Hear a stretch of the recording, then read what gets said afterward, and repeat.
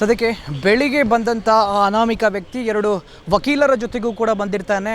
Almost all 8 ಗಂಟೆಗಳ ಕಾಲ ವಿಚಾರಣೆ ನಡೆದು ಈಗ ವಕೀಲರ ಜೊತೆಗೆ ಮುಸುಕುದಾರಿ ಕೂಡ ಹೋಗುವಂಥ ದೃಶ್ಯವನ್ನು ನಿಮಗೆ ನೋಡಿದರೆ ಗೊತ್ತಾಗುತ್ತೆ. ವಿಚಾರಣೆ ನಡೆದು ಆಲ್ಮೋಸ್ಟ್ ಆಲ್ 8 ಗಂಟೆಗಳ ಕಾಲ ವಿಚಾರಣೆ ನಡೆದು ಈಗ ವಾಪಸ್ ಹೋಗ್ತಾ ಇರುವಂಥದ್ದು. ಸೊ ನೋಡಿದರೆ ಗೊತ್ತಾಗುತ್ತೆ, ಇಲ್ಲಿ ವಕೀಲರ ಟೀಮ್ ಕೂಡ ಹೊರಡ್ತಾ ಇರುವಂಥದ್ದು. ಅದರಲ್ಲಿ ಅನಾಮಿಕ ವ್ಯಕ್ತಿ ಇದ್ದಾನಾ ಇಲ್ವಾ ಅಂತೇಳಿ ಗೊತ್ತಾಗುವಂಥದ್ದು ನಮಗೆ. ಸೊ ಏನಾದರೂ ಆನ್ಸರ್ ಮಾಡ್ತಾರಾ ಅನ್ನುವಂಥ ವಿಚಾರದಲ್ಲಿ ವಕೀಲರು ಮತ್ತು ಒಬ್ಬ ಮುಸುಕುದಾರಿಗಳು ಕೂಡ ಇದ್ದಾರೆ. ಇಲ್ಲಿ ವಕೀಲರ ಜೊತೆಗೆ ಒಬ್ಬ ಮುಸುಕುದಾರಿ ಮತ್ತು ವಕೀಲರು ಕೂಡ ಹೋಗುವಂಥದ್ದು. ಸದ್ಯದ ಮಟ್ಟಿಗೆ ಇಲ್ಲಿ ನಮಗೆ ಅನಿಸುವಂಥದ್ದು ಏನು ಅಂತ ಹೇಳಿದರೆ, ಪೊಲೀಸ್ ಅಥವಾ SID ಕಸ್ಟಡಿಗೆ ಕೊಡಲಿಲ್ಲ ಅವನನ್ನು. ಸೊ ವಕೀಲರ ಜೊತೆಗೇ ವಾಪಸ್ ಕೂಡ ಹೋಗ್ತಾ ಇದ್ದಾನೆ. ಸರಿಸುಮಾರು 8 ಗಂಟೆಗಳ ಕಾಲ ವಿಚಾರಣೆ ನಡೆಸಿ ಅವನನ್ನು ವಕೀಲರ ಜೊತೆಗೇನೂ ಕೂಡ ಕರೆದುಕೊಂಡು ಹೋಗಿರುವಂಥದ್ದು. ಸೊ ಹಾಗಾಗಿ ಏನು ವಿಚಾರಣೆಯಲ್ಲಿ ನಡೆದಿದೆ ಅಂಥೇಳಿ ಗೊತ್ತಿಲ್ಲ. ಆಲ್ಮೋಸ್ಟ್ ಆಲ್ 8 ಗಂಟೆಗಳ ಕಾಲ ವಿಚಾರಣೆ ನಡೆದಿದೆ ಅಂತ ಹೇಳಿದರೆ ಖಂಡಿತವಾಗ್ಲೂ ಒಂದಷ್ಟು ಮಾಹಿತಿಯನ್ನು ಕೊಟ್ಟಿರ್ತಾನೆ ಅನ್ನುವಂಥ ಭರವಸೆ ಕೂಡ ಇದೆ.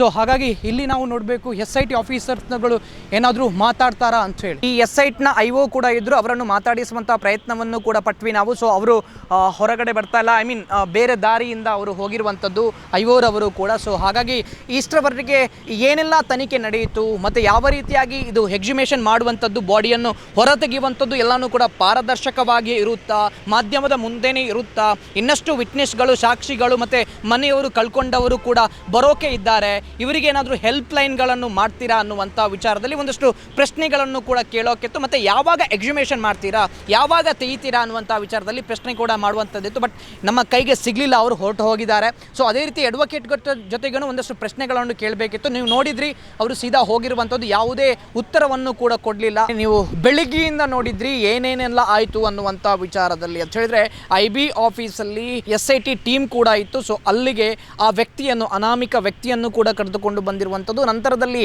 ಸರಿಸುಮಾರು 8 ಗಂಟೆಗಳ ಕಾಲ ನಿರಂತರವಾಗಿ ವಿಚಾರಣೆಯನ್ನು ಕೂಡ ಮಾಡಿದ್ದಾರೆ. ಮೂಲತಃ ಮಾಹಿತಿಯ ಪ್ರಕಾರ ಹೆಸರುಗಳನ್ನು ಕೂಡ ಹೇಳಿದ್ದಾನೆ ಅನ್ನುವಂಥ ವಿಚಾರದಲ್ಲಿ. ಸೊ ಇನ್ನು ಈ SIT ಟೀಮು ಆ ಹೆಸರುಗಳನ್ನು ಏನು ಹೇಳಿದ್ದಾನೆ ಅದರ ಮೂಲ ಹುಡುಕೋಕೆ ಹೋಗುತ್ತಾ, ಅದರ ವಿಚಾರಣೆ ನಡೆಯುತ್ತಾ ಅಂಥೇಳಿ ಗೊತ್ತಿಲ್ಲ. ಈಗ ವಕೀಲರ ಜೊತೆಗೂ ಕೂಡ ಹೋಗಿರುವಂಥದ್ದು ಆ ಅನಾಮಿಕ ವ್ಯಕ್ತಿ ಅಂತ ಹೇಳಿದ್ರು ಕೂಡ ತಪ್ಪಾಗಲಿಕ್ಕಿಲ್ಲ. ಒಂದಷ್ಟು ಮಾಹಿತಿ ಕೂಡ ಇತ್ತು, ಅವನನ್ನು SIT ಕಸ್ಟಡಿಗೆ ಕೂಡ ಒಳಪಡಿಸ್ತಾರೆ ಅನ್ನುವಂಥ ವಿಚಾರದಲ್ಲಿ. ಸೊ ಹಾಗಾಗಿ ಅದು ಈಗ SIT ಕಸ್ಟಡಿಗೆ ಅವನ್ನು ಒಳಪಡಿಸಿಲ್ಲ. ಈಗ ಅವರು ವಕೀಲರ ಜೊತೆಗೂ ಕೂಡ ಬಿಟ್ಟಿರುವಂಥ 8 ಗಂಟೆಗಳ ಕಾಲ ವಿಚಾರಣೆ ನಡೆಸಿದ್ದಾರೆ ಅಂತ ಹೇಳಿದ್ರೆ ಕಂಪ್ಲೀಟಾಗಿ ಎಲ್ಲ ಮಾಹಿತಿಯನ್ನು ಕೂಡ ಬಿಚ್ಚಿಟ್ಟಿದ್ದಾನೆ ಅಂತ ಹೇಳಿದ್ರೆ, ಏನು ಕಂಪ್ಲೇಂಟ್ ಕಾಪಿಯಲ್ಲಿ ಕೊಟ್ಟಿದ್ದ, ನಂತರ 164 ಸ್ಟೇಟ್ಮೆಂಟಲ್ಲಿ ಕೋರ್ಟಲ್ಲಿ ಹೇಳಿದ್ದ ಅದೆಲ್ಲ ಕೂಡ SIT ಮುಂದೆ ಬಿಚ್ಚಿಟ್ಟಿದ್ದಾನೆ ಅಂಥೇಳಿ ಆಗುತ್ತೆ. ಅದಕ್ಕೋಸ್ಕರ 8 ಗಂಟೆಗಳ ಕಾಲ ಅವನನ್ನು ವಿಚಾರಣೆ ಕೂಡ ನಡೆಸಿರುವಂಥದ್ದು. ಎಳೆಯಾಗಿ ಅವನಿಗೆ ಬೇಕಾಗಿರುವಂಥ ಟೈಮನ್ನೆಲ್ಲ ಕೊಟ್ಟು ವಿಚಾರಣೆ ನಡೆಸಿರುವಂಥದ್ದು. ಕ್ಯಾಮರಾದ ಮೂಲಕ ರೆಕಾರ್ಡ್ ಆಗ್ತಾ ಇರುತ್ತೆ, ಅವನು ಏನೆಲ್ಲ ಹೇಳಿದ್ದಾನೆ ಅನ್ನುವಂಥದ್ದು. ಮತ್ತು ಟೈಪಿಂಗ್ ಕೂಡ ಮಾಡ್ತಾ ಇರ್ತಾರೆ, ಅವನು ಏನು ಹೇಳಿದ್ದಾನೆ ಪ್ರತಿಯೊಂದು ವರ್ಡ್ ಕೂಡ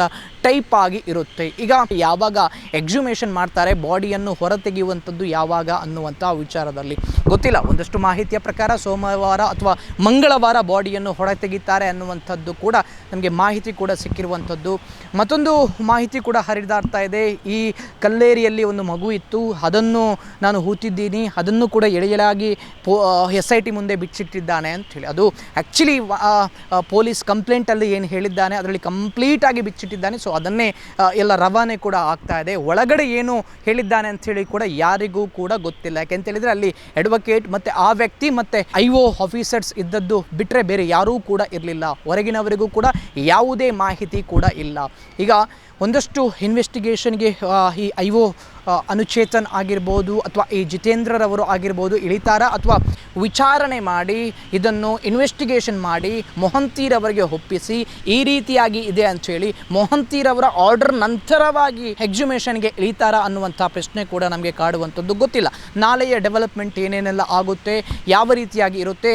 ಅಂತೂ ಸ್ಪಷ್ಟವಾಗಿ ಎದ್ದು ಕಾಣಿರುವಂಥದ್ದು ಏನು ಅಂತ ಹೇಳಿದ್ರೆ, ಸರಿಸುಮಾರು 8 ಗಂಟೆಗಳ ಕಾಲ ಈ ವ್ಯಕ್ತಿಯನ್ನು ವಿಚಾರಣೆ ನಡೆಸಿದ್ದಾರೆ ಅಂತ ಹೇಳಿದ್ರೆ ತುಂಬ ಸ್ಪೀಡಾಗಿ ಪ್ರೊಸೆಸ್ ನಡೆಯುತ್ತೆ. ಆದಷ್ಟು ಬೇಗ ಎಕ್ಸಿಮೇಷನ್ ಕೂಡ ಆಗುತ್ತೆ ಅನ್ನುವಂಥ ವಿಚಾರದಲ್ಲಿ ಒಂದು ಮಾಹಿತಿ ಸಿಕ್ಕಿರೋ ಪ್ರಕಾರ ಅವನು ಏನು ಬುರುಡೆ ತಂದಿದ್ದಾನೆ ಅದರ ಸ್ಥಳ ಮಹಾಜಾರು ಆಗುತ್ತೆ. ಮತ್ತು ಅವನೇನು ಮಣ್ಣು ಕೊಟ್ಟಿದ್ದಾನೆ, ಆ ಬುರುಡೆ ಜೊತೆಗೆ ಒಂದಷ್ಟು ಮಣ್ಣನ್ನು ಕೂಡ ಕೊಟ್ಟಿದ್ದಾನೆ. ಸೊ ಅದು ಕೂಡ ಅದೇ ಜಾಗದ್ದು ಮನ್ನಾ ಅಥವಾ ಬೇರೆ ಕಡೆಯಿಂದ ಏನಾದರೂ ಆ ಬುರುಡೆಯನ್ನು ತಂದಿದ್ದಾನ ಅನ್ನುವಂಥ ವಿಚಾರದಲ್ಲಿ ಅದರ ತನಿಖೆ ಕೂಡ ನಡೆಯಬೇಕಾಗುತ್ತೆ. ಸೊ ಹಾಗಿರಬೇಕಾದ್ರೆ ಗೊತ್ತಿಲ್ಲ ಯಾವ ಎಂಡ್ ಪಡೆಯುತ್ತೆ ಅಂತೇಳಿ. ಇವನಿಗೆ ವಿಟ್ನೆಸ್ ಪ್ರೊಟೆಕ್ಷನ್ ಅನ್ನು ಕೊಡ್ಲಿಲ್ವಾ, ಅವನು ಯಾಕೆ ಅಡ್ವೊಕೇಟ್ ಜೊತೆಗೆ ಬಂದ ಅನ್ನುವಂಥ ವಿಚಾರದಲ್ಲಿ ಒಂದಷ್ಟು ಜನ ಪ್ರಶ್ನೆಯನ್ನು ಕೂಡ ಮಾಡ್ತಾ ಇದ್ರು. ಸೊ ಒಂದು ಮಾಹಿತಿಯ ಪ್ರಕಾರ ಪೊಲೀಸರ ಇಲ್ಲಿಯ ಸ್ಥಳೀಯ ಪೊಲೀಸರ ಮೇಲೆ ಇವರಿಗೆ ಅಡ್ವೊಕೇಟ್ಸ್ಗಳಿಗಾಗಿರ್ಬೋದು ಯಾರಿಗೂ ಕೂಡ ನಂಬಿಕೆ ಇರಲಿಲ್ಲ. ಸೊ ಆ ಕಾರಣಕ್ಕಾಗಿ ವಿಟ್ನೆಸ್ ಪ್ರೊಟೆಕ್ಷನ್ ಕೊಟ್ಟರೆ ಅವನ ಎಳೆಯಾಗಿ ಬಿಚ್ಚಿಡಬೇಕು, ಎಲ್ಲಿದ್ದಾನೆ, ಏನಿದ್ದಾನೆ, ಏನು ಮಾಡ್ತಾ ಇದ್ದಾನೆ ಅನ್ನುವಂಥ ವಿಚಾರದಲ್ಲಿ. ಸೊ ಹಾಗಾಗಿ ನನ್ನ ಪ್ರಕಾರ ಇವನು ಅಡ್ವೊಕೇಟ್ನ ಅಂಡರಲ್ಲೇ ಇದ್ದಾನೆ, ಅಡ್ವೊಕೇಟ್ನವರ ಪ್ರೊಟೆಕ್ಷನಲ್ಲೇ ಇದ್ದಾನೆ. ಸೊ ಹಾಗಾಗಿ ಅಡ್ವೊಕೇಟ್ನವರ ಜೊತೆಗೆ ಬಂದಿರುವಂಥದ್ದು. ಸ್ಥಳೀಯ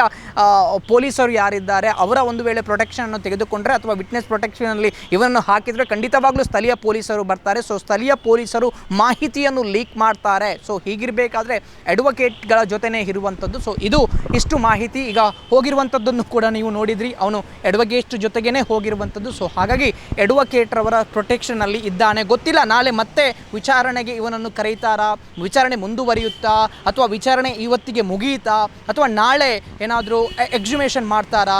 ಎಕ್ಸಿಮೇಷನ್ ನಾಳೆ ಆಗೋಕ್ಕೆ ಸಾಧ್ಯನೇ ಇಲ್ಲ, 1-2 ದಿವಸಗಳ ನಂತರ ಆಗುತ್ತೆ. ಯಾಕಂತ ಹೇಳಿದರೆ ಇಲ್ಲಿ ಏನೆಲ್ಲ ಮಾಡಿದ್ರು ಇವತ್ತಿನ ಪ್ರೋಸೆಸ್ ಅದನ್ನೆಲ್ಲ ಕೂಡ ಇದರ ಮುಖ್ಯಸ್ಥ ಪ್ರಣಬ್ ಮೊಹಂತಿರವರಿಗೆ ಒಪ್ಪಿಸಬೇಕಾಗುತ್ತೆ. ಮೇ ಬಿ ಮಂಗಳವಾರ ಈ ಎಕ್ಸಿಮೇಷನ್ ಆಗುವಂಥ ಎಲ್ಲ ಲಕ್ಷಣಗಳು ಕೂಡ ಕಂಡು ಬರ್ತಾ ಇರುವಂಥದ್ದು.